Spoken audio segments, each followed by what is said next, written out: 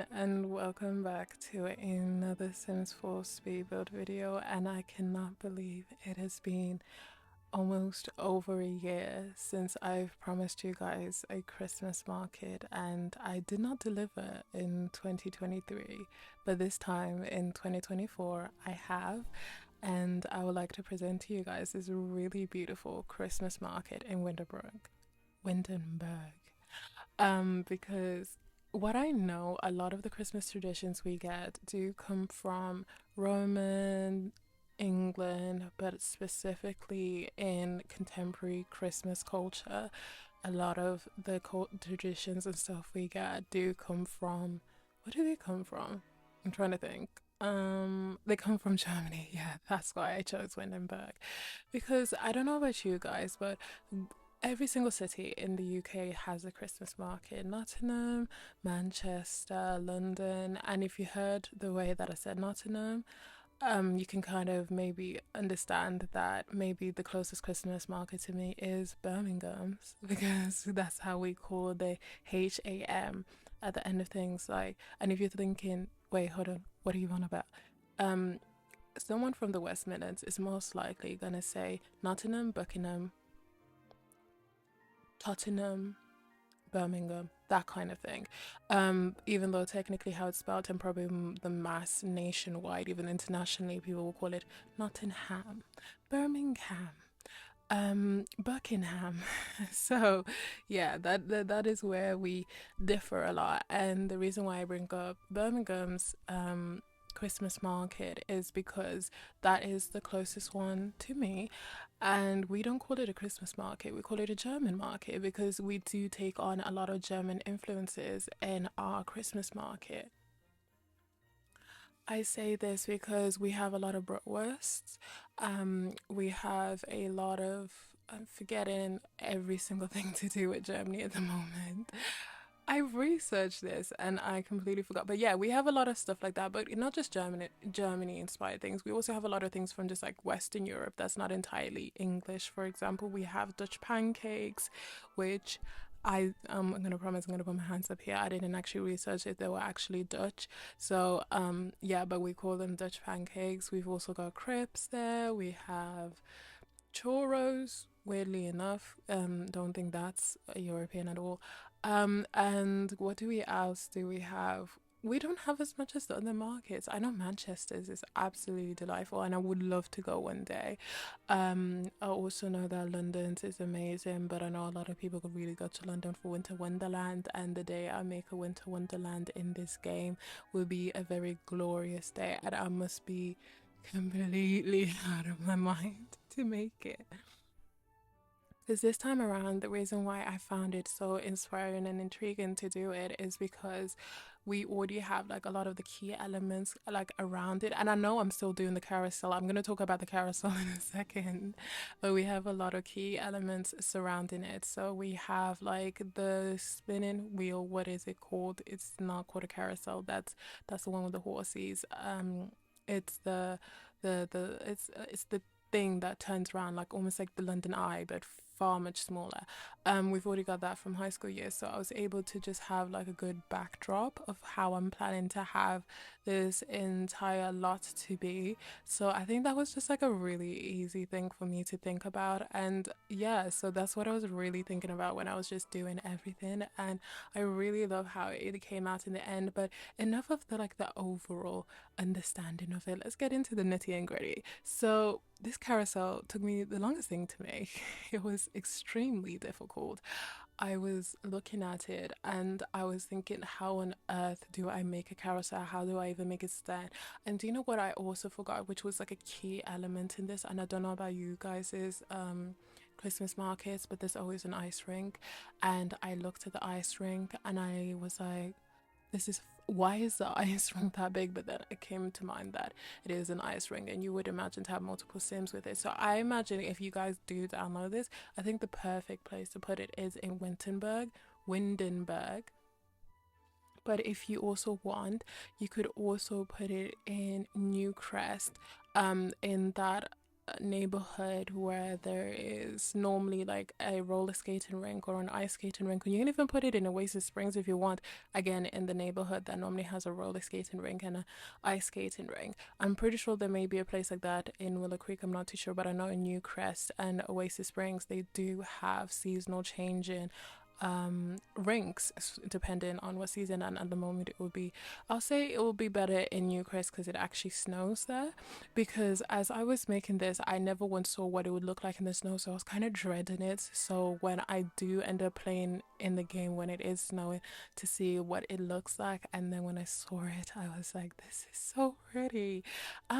Also there was another person who commented in my previous video, and I'm so happy you guys like that. I will get back to the comments. I know I'm being so slow with the comments, but I'm really trying to get content out more, rather than, because I've been just so wishy-washy in my content, and now since I have the ability to just focus on two things, which is mainly job applications and this, I have a little bit more free time, and I feel like really inspired with the festive season. So I just think like that's what's been going on in my head. So I've been more like, anytime I have the spare time to do something like this, I'm just like making, editing, uploading,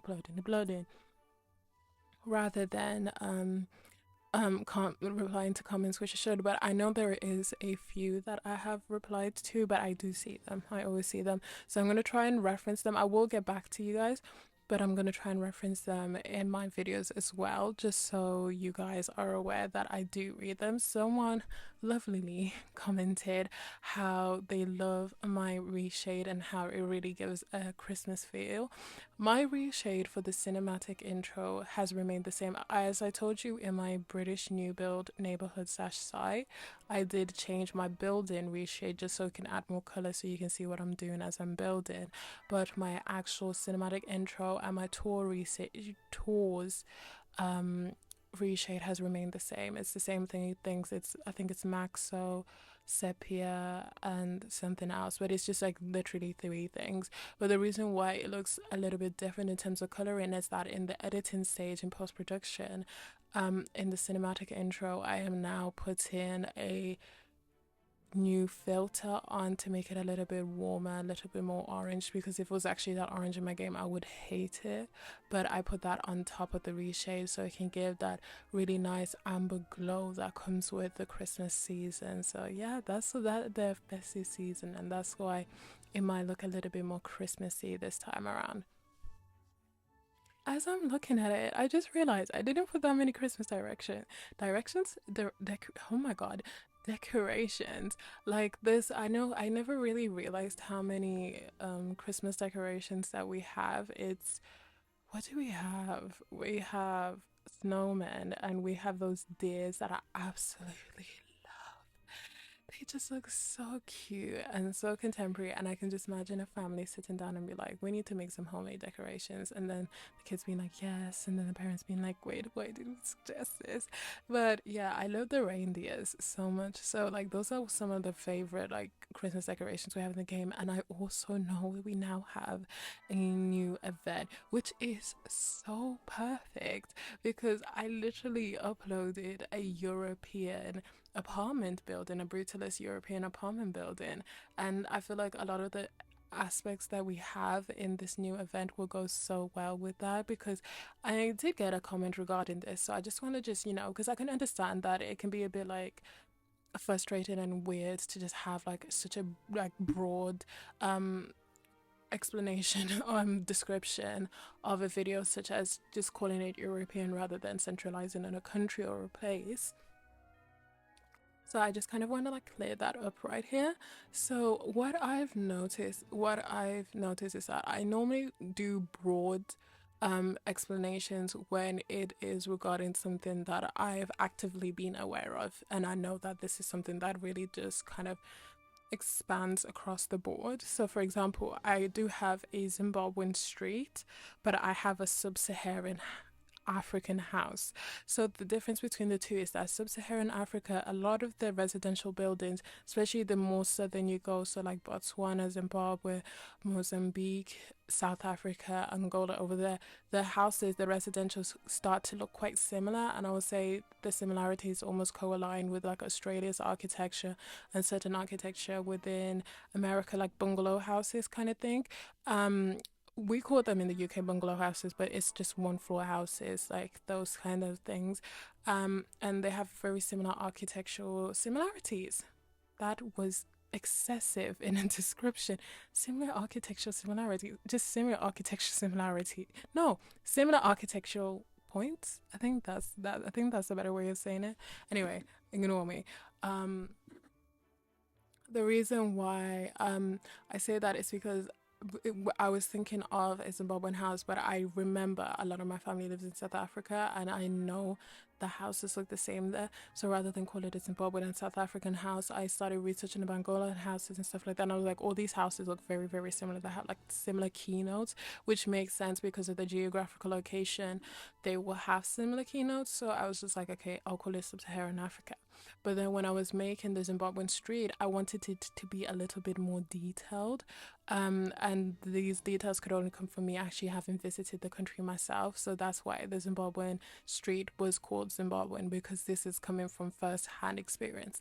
So that's explains the differences between me calling something a European build and then calling it a Romanian build or calling it a British build. I live in England, born and raised. No, that's such a lie. I was born in Zimbabwe, but I was raised in the UK from the age of 3. So 20 years in this country. And I have experienced all aspects of it except for the upper rich side. So I wouldn't know how to tell you what that looks like, but I do know what a brutalist flat looks like because I have visited some because my family members have lived in some, and I lived in a flat, but mine was more 60s inspired rather than like brutalist. So I'm aware of the key components in brutalist architecture, the very concrete nature of it. And I know that in Romania, because I was doing a lot of research for the life and death builds, that they also have concrete brutalist buildings. And I did discuss in my previous Romanian apartment building that I want to make one more to do with the brutalism aspect, because those are more like that's what you will normally see if you just type in Romanian apartment building. And then I started going through like a whole pipeline towards Eastern European culture, and then finding out about French brutalism, and it just started to like become an overwhelming amount of brutalist architecture that had a very, very similar qualities. And then since I ended up diversifying the build itself by combining two Romanian architecture builds, I ended up just calling it. I was just sorry. I'm just making sure that the video's not ending whilst I'm just talking about a previous build. Um, I ended up calling it what I did because I was just like, this is spanning across Europe, so I'll just call it that. But this time around, what am I doing? Sorry, because I keep forgetting. Dude, this video is so long. I turned around and I was expecting it to almost be done, and it's just there. No, sorry.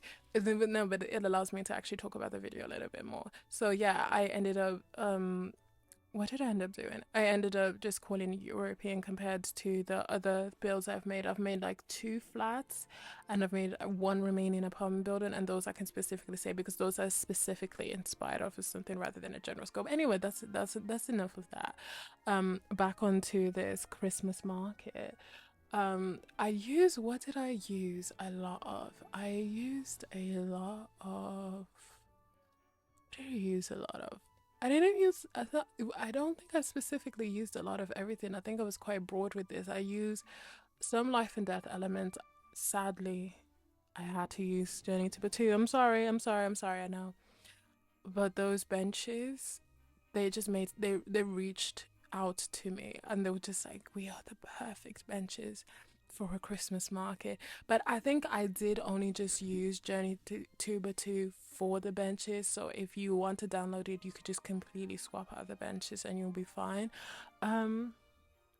What else did I use? I used a lot of horse ranch, because I'm starting to realize I do use quite a bit of horse ranch. It's like one of my favorite packs. I would say that the packs that I don't necessarily think about a lot, but I do use quite a bit, is horse ranch. And I know I use a lot of growing together. I always know about that, but I used quite a bit of horse ranch, and I do use quite a bit of growing together, as you see in the toy prize collection thing that I have going on. What else do I have? So there's like three stalls here. So there is like a pub, because the venue for this is actually a pub itself. So there is a pub, and I think that will allow your Sims to come along and be so fascinated about the toys. And there's a popcorn machine. There's a popcorn machine in one of the other stores, so it will just allow this whole feeling like there is actually other people tending to them, even though there's not actually anyone tending to them. There's only one person tending to a stall, and that is the bartender of the bar one. And beyond that, there is no one attending to the other stores. There's just a lot of Sims that are extremely intrigued with a popcorn machine or a stuffed animal. What I wish a lot, and I think I might do this before upload, is that I might put a computer in the ticket stall area for the carousel, just so there's a sim there, so you can really feel like this is a functioning Christmas market. And what else do I have going on? Here and now, what am I doing? Oh yeah, here and now I'm doing a lot of the stuff today. Sorry, my laptop is on the left of me. I actually can't see what's going on with this, so I have to routinely look over my shoulder and check. Right there, I'm doing some of the animals and stuff for the toy one, because originally I wanted to do darts, and I thought that would be good because you can actually win and play with other people. But then I thought, no, that makes more sense on the alcohol themed one, the pub one. So I was like, okay, in this one, what do I remember? What do I know? I had to start thinking, not just because of festive Christmas markets, but I had to start thinking of fun fairs. And fun fairs, if you're not from the UK, I think they're called carnivals potentially for you guys. Moving like moving, what do you call them? Like, they're not roller coasters, but they're like, do you know those? They just go around from town to town, those things. So I decided to think, what do I think of when I think of teddy bears and games and stuff you can do in these pop-up, because these Christmas festivals are normally, these Christmas markets are normally pop-up. What can you easily implement that is something worldly known and something you can potentially buy a bear from? And I was like, the ducky thing that I could never win. And I was trying to even look for like fishing rods so I could have some to show on the side, but I couldn't find any. But yeah, the ducky things. I think also you're gonna see that the back, the red shelf thingy is empty. I'm gonna put little fishies, because you could also buy in these fun fairs like little goldfish. So I'm gonna put like goldfish bowls over there as well. It's just I didn't do it this time around, because I was like, I need to upload this video today, but I have no idea what I'm gonna put there. So in my head originally thought, okay, I'll do it as if they've already won all the prizes from that section, but now I've been inspired, so I'm gonna put little fish bowls in that shelving section. And yeah, so what I was thinking in my head is that I normally think of like ducks and stuff when it comes to that point. So I was like, okay, I'm gonna put some ducks over there, and my Sims will never win them, but it's gonna add to the whole vibe and the not, that's not a word. What I was about to say was not even anywhere near the English dictionary. So ambiance, that's what I was thinking. And add to the real festive Christmas market ambiance. And then the other one we have is the one where you would get your like popcorn, your waffles. I also put a waffle maker there. Um, it's also the place that you would go to get maybe your hot dogs as well, with a bit of sauerkraut on top and crispy onions and mustard and mayo. That is the perfect hot dog combination. Yeah, and I imagine that is the one where you get hot dogs, and then obviously there's the carousel and the big spinny thingy, whatever that thing is called. There's also a photo booth near the back next to the toilet. So yeah, you've got like it's very small. It's not as expansive, but I thought it's very homey, it's very concise, it's very put together. So it will feel very busy with how small it is. And it is a 30 by 20 lot. So it may look small, well, to me as a builder, but like it is quite expansive. But yeah, that is my Christmas market. I hope you guys liked it so much. I'm really having a lot of fun with these festival builds, and festive. You can tell I'm tired. These festive builds, and I hope you guys enjoy it so much. Thank you so much for watching this video. Don't forget to like and subscribe, but if you don't want to, that's also okay. I appreciate you staying this long and listening to all of my ramblings. Also, don't forget to leave a comment down below. I read all of your comments, the more the merrier. And I'll see you guys in the next video. Goodbye.